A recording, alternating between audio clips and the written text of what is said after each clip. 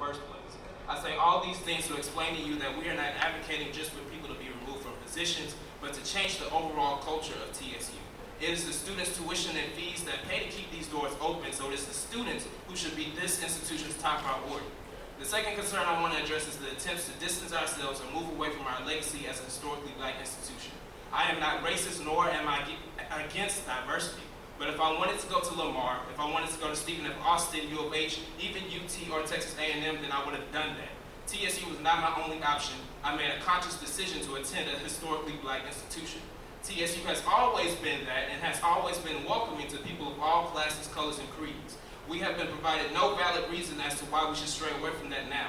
The law school is one of the most diverse in the country. The pharmacy school and the College of Science and Engineering and Technology are just as diverse. These programs are that way and have been that way not because of any change in the marketing, but because they are top-notch quality programs. Instead of changing our marketing and our culture to make our university more appealing to non-black students, we should place more attention towards producing quality programs, and people will come here regardless of whether our institution is predominantly black or not. Lastly, we should make excellence and achievement not our goal, but our standard. And that standard should not only be limited to our student body, but to the entirety of our campus. I should be able to know that when I put in a housing application and pay my $350 deposit, that there will be a room for me because we have an excellent housing department. I should be able to walk this campus at night and see working lights not only on the front of campus, but throughout the campus because we have excellent security. I should be able to go to Howard, I should be able to go to North Carolina A&T and Florida A&M and say that these are great black institutions, but I am just as content going back to Texas Southern because I attend an excellent university that's just as proud to be black. And if I run across a UT student or an A&M student, and they tell me about their state-of-the-art facilities and world-class programs that they have at their campuses, I should be able to say that that's nice. But I'm still just as proud to be a TSU student because although we may not have the resources they do, because those in Austin haven't appropriated the funds that they should, I am just as proud because we have excellent staff and administrators who genuinely care about my success.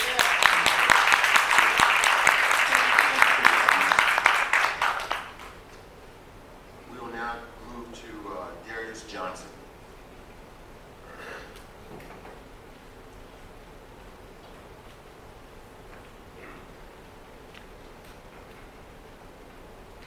Hello, how are you doing today? My name is Darius Johnson. I'm currently feeling under the weather, so I'm going to pass my time to Trevor.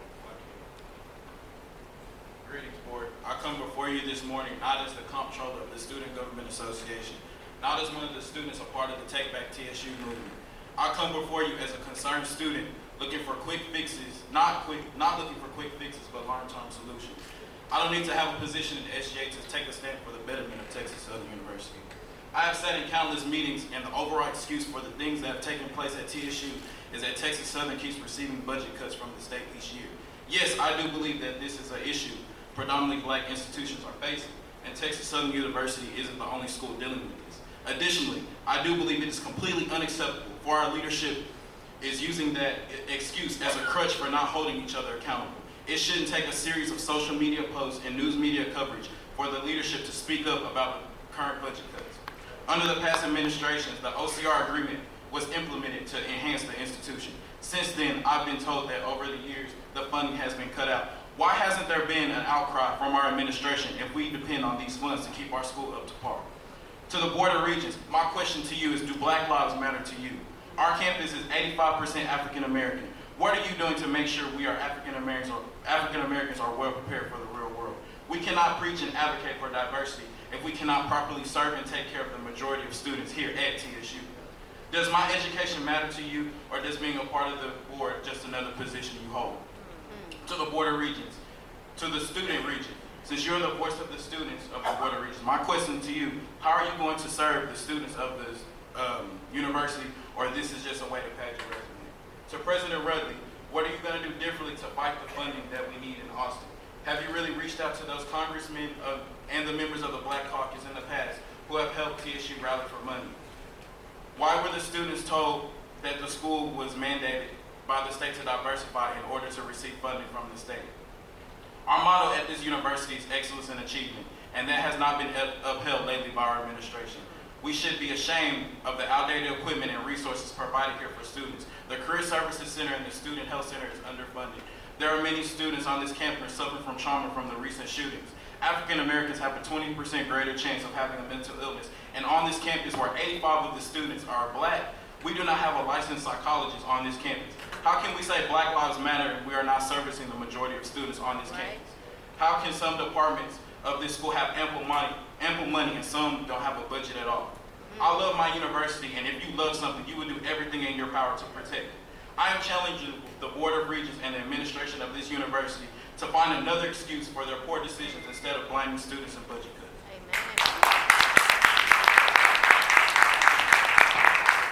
you. We'll now move to Ms. Mr. Chairman, can I ask a question? Yes. In terms of the comments and remarks that are made, do we receive copies of that information? Are they turned into to one of the board staff so that we're aware of what people said and we can review them and potentially answer questions that might be in those documents? I do know that this is recorded, and so Board Services can get us a copy of that. If I may, then what I would just like to ask of board services is that if anything is, as documents are turned in or police stuff, if there are any questions that we can answer in there, that we make sure that we're being responsive in that regard. I know that we are not allowed to in this forum, we're not allowed to comment on what people are saying. We only can ask questions for clarification. But in terms of any questions or issues being brought up, I just would like to make sure that we're responsible on the backside to whatever's there. And I would like to suggest that if someone has comments that they have made while we are recorded, if you have something written down that you can hand off, that might help facilitate that process as well. And that'll be handing it to Board Services. Thank you. Mrs. Chair, right. Thank you, Regent Bell. We'll now move to Ms. Adriana Boyd-Lewis. Ms. Lewis. Hello, I'm Nikki Llewellyn. Adriana Boyd-Lewis is not currently here right now, but I'll be speaking in place of her. My name is on the list, and I signed up to speak later. Ma'am, could you identify your name? Yes, I'm Nikki Llewellyn. Okay. Proceed. Okay, yes, and I'm a theater student. I'm a junior at Texas Southern University. First of all, rest in peace to Lakeitri Quinn and Randolph. They passed away, so there were 2 TSU students that passed away so far. My concern, as everyone else's concern here, is safety. As a student, I don't feel safe at Texas Southern University, and also there was too long of a response from police officers. After the rally that happened, there was a strange man that was walking around campus. We called 7,000. I was standing with 3 people. We were in front of the MLK building. And after we called 7,000, the officers never showed up. He proceeded to walk towards the student center, and he bothered other students. We had an officer that showed up, but he drove right past us waving while we were telling him that the guy was over there. So afterwards, I did speak to President Rudley, and still there has been certain changes, but there's not been enough changes that shows that that the administration truly cares. Also, I walked around campus and I walked up and down the Tiger Walk. There are 49 lights that do not work at main posts. At the University Museum where the shooting took place, October the 6th, it's still dark. The main post at the lights does not work. At the Aviation Science and Technology building, the lights do not work. At the Office of Pharmacy, it's dark, and we have midterms. Some students stay to 12 at night trying to study for midterms. So how can you expect us to be excellent and expect excellence from us if this administration is not showing excellence? So also Jordan Scott has a GoFundMe, and I think this administration should also take concerns in those planning funerals for Brent Brandall and also Jordan Scott. I'm here the rest of my time. My name is Ian Thomas. I am a college freshman, and I am also a theater major. One of my concerns is the fact of the parking for students. It is in my ability. I think that students should not have to pay for parking, especially since we have to pay and guzzle so much money in for tuition. Just this morning, there was a situation dealing with when I was parking in the visitors parking, and I do not happen to be one of the only students that happen to always park there. Students should, in my opinion, students should have to park for the simple fact of For one thing, certain parking spaces are closest to our school, closest to our classrooms. Your time is up. Thank Thank you for your comments. We'll next move to Ms. Dorothy Lucky Harris.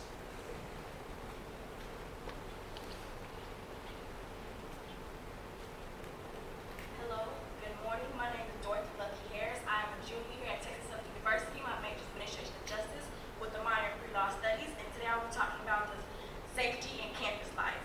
I did not come here to speak on behalf of anyone else but myself. And I am tired of people talking about what students think should happen. And so I am here to speak for it myself. I voted for our educated president to be our voice to speak up for us students, but clearly that has not happened. But instead there are things that's being said, there's things not being said, and so I'm here. The fact that I take pride in my school, for my school to have things happen within the last few weeks, I genuinely think that TSU do not care for their students. For example, there was a shooting that happened on the TSU walk. A young man was shot in the stomach, and nothing had happened. They had sent an email which was recalled as if it had never happened. For the fact that it had to take a shooting that during the day for TSU to implement anything. As many fact that we've had 4 shootings on TSU campus, and for TSU not to do anything is a shame. The fact that I got robbed because there was not enough lights going on at the time. For example, Nikki speak on the lights. There are not enough lights over there by the TSU Wesley Foundation. For the fact that there are many students here who take pride in their school, and for their school not to care for their students or for their education is a shame. Simple facts, because we pay too much tuition. We are our own voices, and for the fact that we vote for people who are supposed to be our voice, who do not say nothing, is a shame. We vote for y'all to be our voice, to be our face. Y'all should want to speak up for us instead of us having to come here and say it for ourselves. And with this, I yield the rest of my time. Thank you. Now we'll move to Haley McClennan. Haley McClennan. All right, if not, we'll move to Venetia Montreal.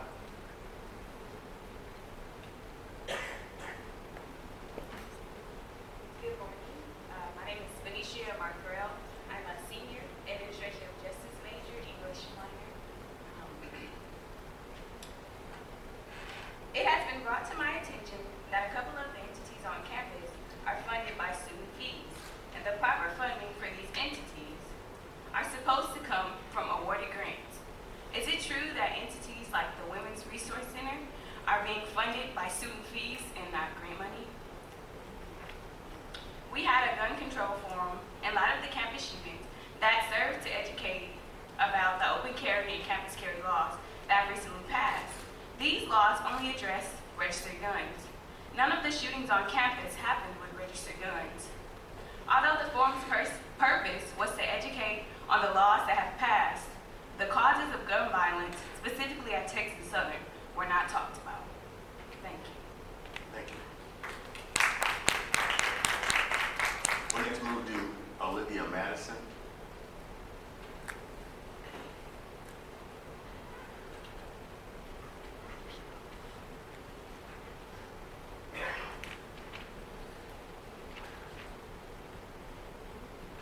Good morning. My name is Olivia Madison. I'm a chemistry biology double major. I'm a senior. There are the things I want to talk about, a couple of things I want to go over. Firstly, President Rutherford proposed to create a 24-hour financial aid center to help students navigate through the financial aid process. The main issues that students have with financial aid was the lack of information given, the lack of community customer service, and the bad attitudes of the financial aid clerks, and finally, the failure of financial aid clerks to keep up with documentation. A student shouldn't have to turn in the same form multiple times because financial aid has lost documents. We do not need a 24-hour financial aid center if the students and/or parents are going to be experiencing the same issues stated previously. There's a problem with the entire system. Getting rid of a clerk here or rid of a clerk there is not going to fix the broken system. Although recent improvements have been made in housing, I must commend a couple of the administrators for making those improvements, but I want to reiterate that removing a person here and demoting a person there is not fixing the broken housing system. Given the state of Courtyard, Tilwester Apartments, and Lemonade East, what are we going to do things differently with the new dormitories? If buildings are not properly maintained and taken care of, the new dorms will look like Courtyard, Tilwester, and Lanier in 5 years. There are very old buildings on different campuses across the country, and the only way these buildings withstand time and weather is due to the proper maintenance of those buildings. If we do not fix the real issues, those buildings, these new dormitories, will look just like the buildings, and they will also have the same problems that the housing are having now. When we look to solve a problem, one must look to see how others have solved the same problem in order to develop a solution for their own. President Rutherford makes it known that he travels all the time to different universities to see what he can implement on the campus of TSU. I find it odd that when traveling to other HBCUs, Rutherford has decided to go out the way to remove organizational trees and move students' events to the back of the campus. As a former member of the Tennessee Board of Regents, one would think that President Rutherford would want to imitate the way Tennessee State University has received funding and acquired land for the institution from the state capital to expand and grow, but instead he spends times getting rid of things of which he thinks are ghetto on campus. My point is there are many other programs, initiatives, and operations that President Rutherford can study at other institutions and implement at TSU, but he chooses to micromanage where students can or cannot congregate, what they can or cannot do, and what they can or cannot do. On the week of September 21st, 2015, documents were requested from General Counsel. After not receiving what was asked for, we requested the same documents the week of September 28th, 2015. It is now October 16, 2015. We have yet to receive any of those documents from General Counsel. There are both criminal and civil penalties for violations of the Open Records Act. Last year, at a campus-wide town hall meeting, the president and other administrators were made aware of issues around campus, including campus safety, housing issues. Ms. Madison, your time has expired. Okay. Thank you. You bet. Ms. Madison, I think we have a question for you. Clarification. Clarification, you mentioned requesting documents from the general counsel. This is really only your opinion. I guess we wouldn't know. We'd have to ask the council. But it's to your belief, those are documents that are subject to open records request. Yes, those sir. are documents that are not privileged. That's your belief? Yeah. Okay. These documents fall under the Open Records Act. Okay. I'll validate inside, but I just wanted to make sure. I just wanted to get your perspective. Yes. Okay. Thank you. Thank you. Thank you again, Ms. Madison. We'll now move to Gima Wilson. Gima Wilson. Not Erica Valtry, or is it Gima? It's Jericho Wilson. Oh. Welcome, Ms. Wilson. Good morning. I'm just going to pick up with Olivia. Last year at a campus-wide town hall meeting, the president and other administrators were made aware of issues around campus, including campus safety, housing issues, budgeting issues, and over campus life.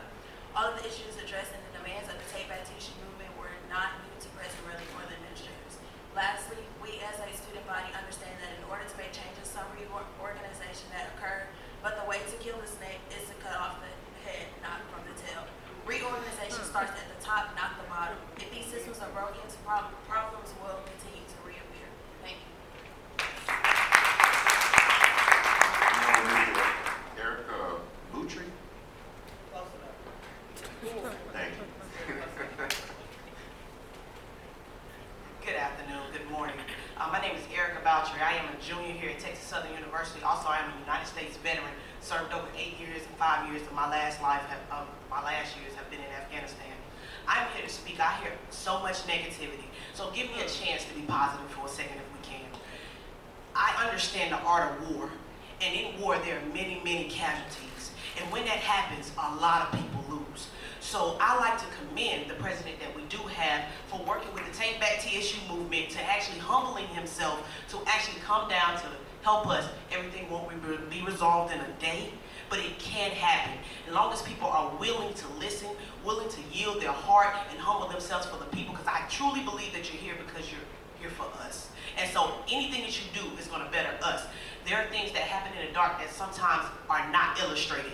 Once those things become brought to light, then changes can occur. So I would like to thank the president, and if we work together with the president, with the Board of Regents, things can happen, things can change. But first we have to expose them.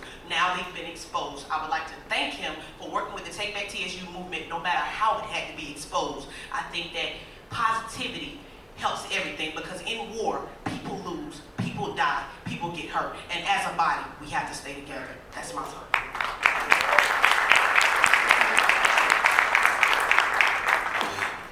Next, we'll move to Ms. Christina Letzinger.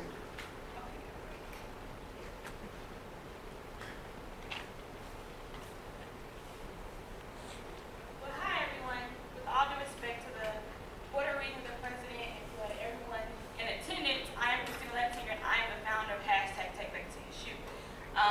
Take Back TSU was founded for 3 reasons. First, to bring back the tradition and culture to our campus, being an HBCU. Second, to shed light on issues that have been ignored by everyone.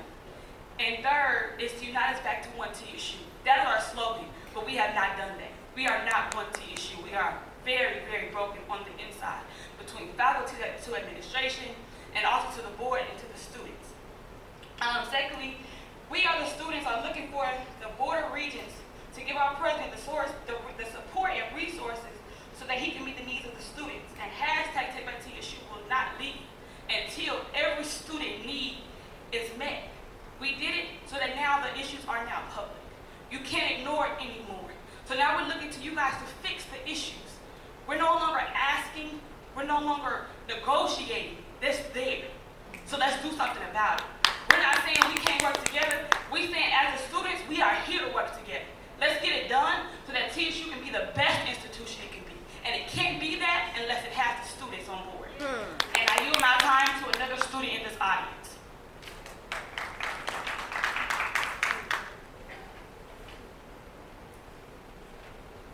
Hello, I'm Marcella Grisby. I'm also part of the community. I'm also a returning student. I don't want to give my age, but I've been there. This is my second go time around. I want to first say that I love TSU. I believe that we are a family. Everybody needs to take responsibility for their own. Same thing with the students. Same thing with the faculty. There was no reason to bash the president or the school. I felt like you should have brought us all in as a family before anything went to the media. I mean, we had midterms, and it was a shooting on Friday. We got thrown to class Monday. I just felt like, hey, luckily you could have came in. Hey, look, we all feel uncomfortable right now. Just be honest, but we all want to look out for each other. We need to be our brother's keeper, and there should be no bashing on either side. Like I said, the students, the freshmen need to be take responsibility for leaving them doors unlocked. They're breaking the doors, but then on the other hand, maybe we do need more security. So like she said, we all need to come together. We're not here to bash. We all are here to get our degrees and our education to promote TSU, to keep TSU. Like I said, I'm part of the community, 3rd Ward, Midtown, whatever you want to call it. My family's deeply rooted here, and I don't want to see it go nowhere. I don't want to go nowhere either. That's all I have to say. Yes. Thank you. Now we move to Mr. James Clark.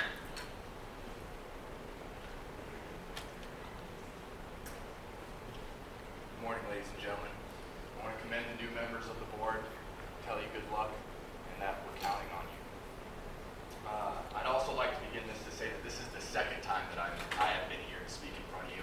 And the first time that I was here, I apologize that I had to waste your time because the school wasn't taking care of their responsibilities. Now, I'm saying that you should be asking these kids forgiveness for having to come up here in front of you again. First and foremost, I want to say that I'm upfront and honest, so I will say this. You have failed. I will talk about this because I talked to students, faculty, staff, law enforcement, and at the law school and undergrad.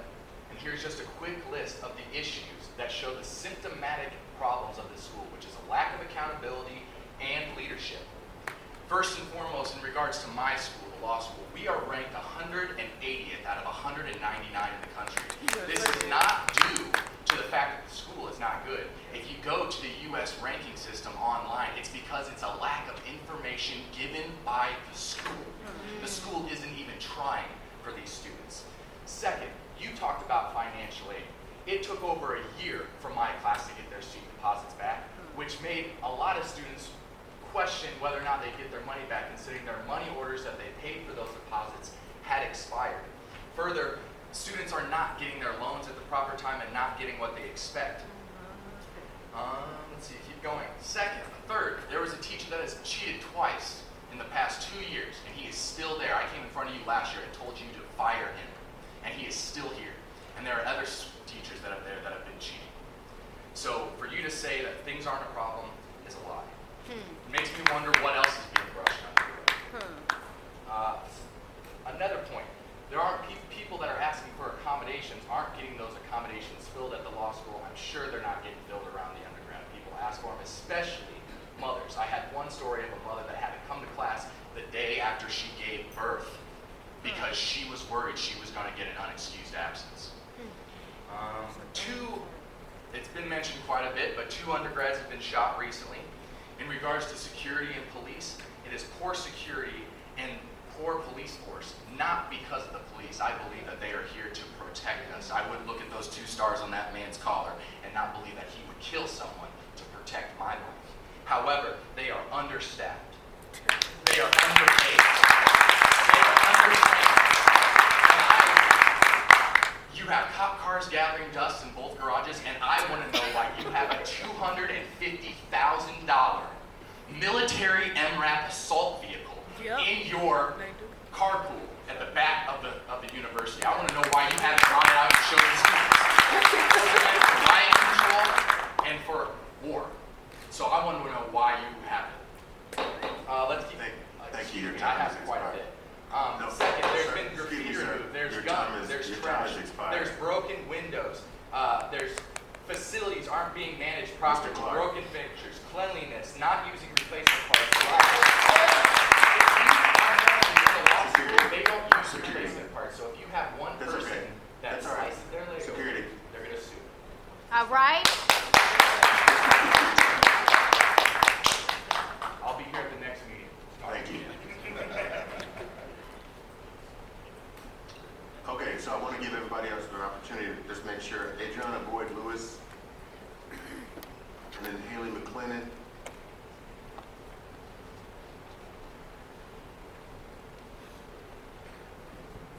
Good morning.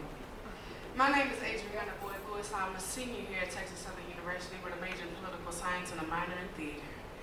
My problem is not my TSU. I love my HBCU. My problem are the leaders. Why? You don't effectively communicate with your students. Now we understand in order for you to be a great leader, you must understand the wants and needs of the people that you supposedly have to lead and represent. At the point where you don't know who I am, and I've been to every single meeting, and every time I meet you is like the first time, there's a problem. At the point where my teachers feel like there's no excuse acceptable for me not to show up to a 5:30 to 8 class after somebody was just shot and then robbed, there's a problem. Amen. I don't feel like I should have to worry if my degree is going to account for something when I graduate. I've spent enough time here that it should definitely guarantee me something as long as I put forth my effort on my end. Now,